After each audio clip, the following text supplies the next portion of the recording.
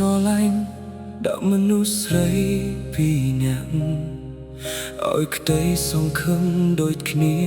ទាំងដែលបេះដូងមិនច្បាស់លាស់អ្នកស្រឡាញ់បងដោយស្មងអ្នកទៀតក៏ទុកចិត្តបងតែចុងក្រោយអ្វីដែលពួកគេទួលបានគឺទឹកភ្នែកនិងការខូចចិត្តបងតើបយល់នៅថ្ងៃនេះថាការកុហកមិនឈឺតាមអ្នកពេលមនុស្សប្រុងអ្នកលេងស្នេហ៍មនុស្សស្រីពីរនាក់កំពុងយំធ្វើឲ្យមនុស្សស្រីពីរនាក់ខូចចិត្តដោយសារមនុស្សប្រុងអ្នកយំព្រោះត្រូវក្បត់អ្នកទៀតយំព្រោះស្រឡាញ់ខំមកនោះធ្វើឲ្យមនុស្សស្រីពីរនាក់ខូចចិត្តព្រោះបេះដូងបងមិនចេះស្មោះចុងក្រោយអ្នកដែលឈឺខ្លាំងគឺមនុស្សដែលស្រឡាញ់បងពិត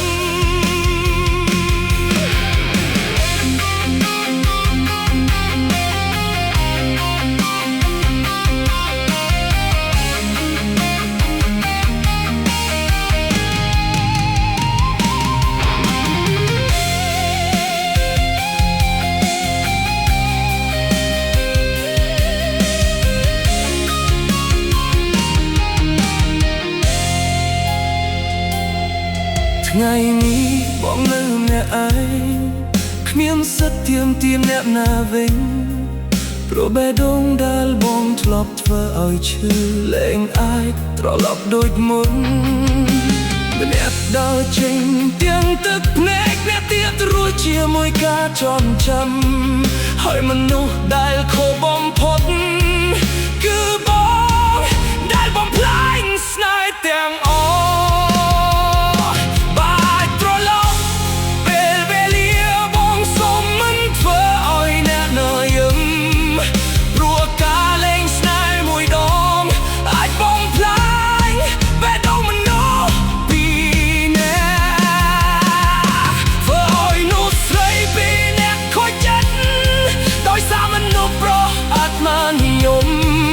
អ្នកខូចចិត្តព្រោះការក្បត់អ្នកទៀតយំព្រោះការខកចិត្តធ្វើឲ្យមនុស្សស្រីពីរអ្នកខូចចិត្តចុងក្រោយគ្មានអ្នកណាឈ្នះ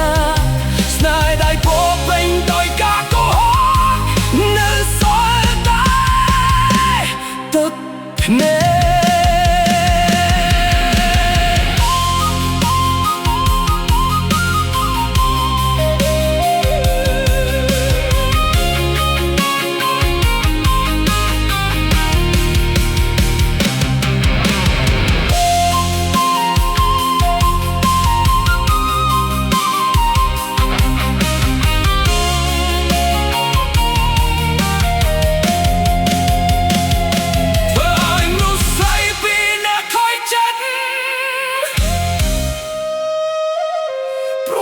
ព្រមអ្នកមិនចេះ